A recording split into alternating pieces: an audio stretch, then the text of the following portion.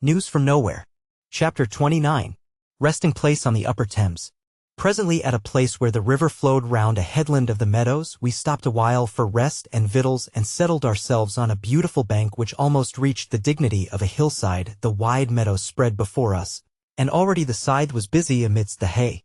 One change I noticed amidst the quiet beauty of the fields, to wit, that they were planted with trees here and there, often fruit trees, and that there was none of the niggardly begrudging of space to a handsome tree which I remembered too well. And though the willows were often poled or shrouded, as they call it in that countryside, this was done with some regard to beauty. I mean that there was no poling of rows on rows so as to destroy the pleasantness of half a mile of country, but a thoughtful sequence in the cutting that prevented a sudden bareness anywhere. To be short, the fields were everywhere treated as a garden made for the pleasure as well as the livelihood of all, as old Hammond told me was the case. On this bank or bend of the hill, then, we had our midday meal, somewhat early for dinner, if that mattered, but we had been stirring early, the slender stream of the Thames winding below us between the garden of a country I have been telling of. A furlong from us was a beautiful little islet begrown with graceful trees. On the slopes westward of us was a wood of varied growth overhanging the narrow meadow on the south side of the river, while to the north was a wide stretch of mead rising very gradually from the river's edge. A delicate spire of an ancient building rose up from out of the trees in the middle distance, with a few grey houses clustered about it, while nearer to us, in fact not half a furlong from the water, was a quite modern stone house, a wide quadrangle of 1 story. The buildings that made it being quite low. There was no garden between it and the river, nothing but a row of pear trees still quite young and slender, and though there did not seem to be much ornament about it, it had a sort of natural elegance, like that of the trees themselves. As we sat looking down on all this in the sweet June day, rather happy than merry, Ellen, who sat next me, her hand clasped about one knee, leaned sideways to me, and said in a low voice which Dick and Clara might have noted if they had not been busy in happy wordless lovemaking, "Friend, in your country were the houses of your field laborers anything like that?" I said, "Well, at any rate the houses of our rich men were not, they were mere blots upon the face of the land." "I find it hard to understand," she said. "I can see why the workmen, who were so oppressed, should not have been able to live in beautiful houses, for it takes time and leisure, and minds not overburdened with care, to make beautiful dwellings. And I quite understand that these poor people were not allowed to live in such a way as to have these, to us, necessary good things. But why the rich men, who had the time and the leisure and the materials for building, as it would be in this case, should not have housed themselves well, I do not understand as yet." "I know what you are meaning to say to me," she said, looking me full in the eyes and blushing, "to wit that their houses and all belonging to them were generally ugly and base, unless they chanced to be ancient like yonder remnant of our forefathers' work," pointing to the spire. "That they were, let me see, what is the word?"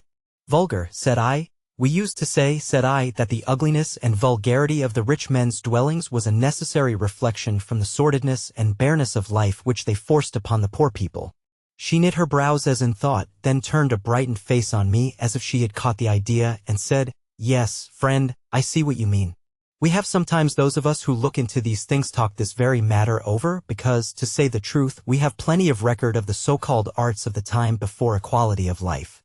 And there are not wanting people who say that the state of that society was not the cause of all that ugliness, that they were ugly in their life because they liked to be, and could have had beautiful things about them if they had chosen. Just as a man or body of men now may, if they please, make things more or less beautiful." "Stop. I know what you are going to say." "Do you?" said I, smiling, yet with a beating heart. "Yes," she said, "you are answering me, teaching me in some way or another, although you have not spoken the words aloud. You were going to say that in times of inequality it was an essential condition of the life of these rich men that they should not themselves make what they wanted for the adornment of their lives, but should force those to make them whom they forced to live pinched and sordid lives.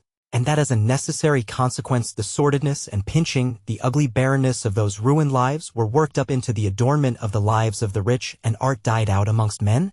Was that what you would say, my friend?" "Yes, yes," I said, looking at her eagerly, for she had risen and was standing on the edge of the bent, the light wind stirring her dainty raiment, one hand laid on her bosom, the other arm stretched downward and clenched in her earnestness.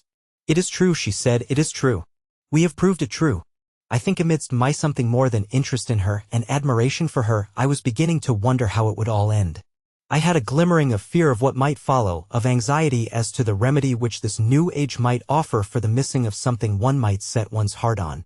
But now Dick rose to his feet and cried out in his hearty manner, "Neighbor Ellen, are you quarreling with the guest? Or are you worrying him to tell you things which he cannot properly explain to our ignorance?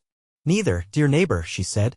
I was so far from quarreling with him that I think I have been making him good friends both with himself and me. Is it so, dear guest? She said, looking down at me with a delightful smile of confidence in being understood. Indeed it is, said I.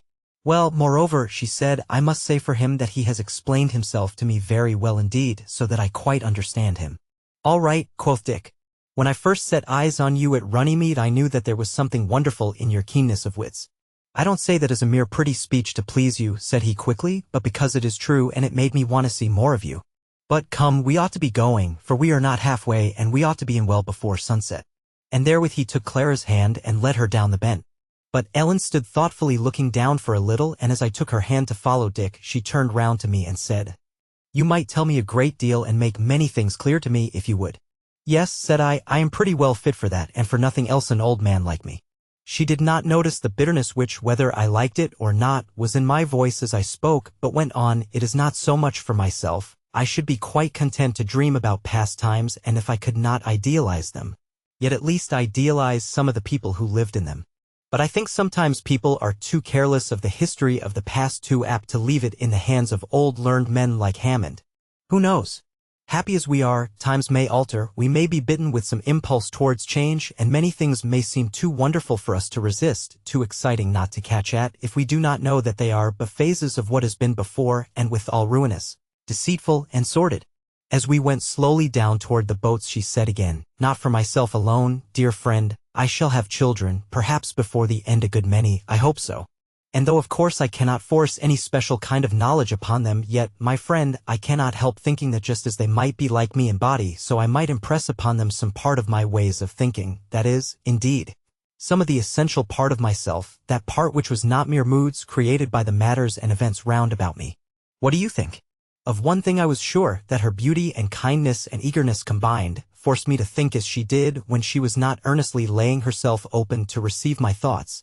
I said what at the time was true, that I thought it most important, and presently stood entranced by the wonder of her grace as she stepped into the light boat and held out her hand to me. And so on we went up the Thames still, or whither?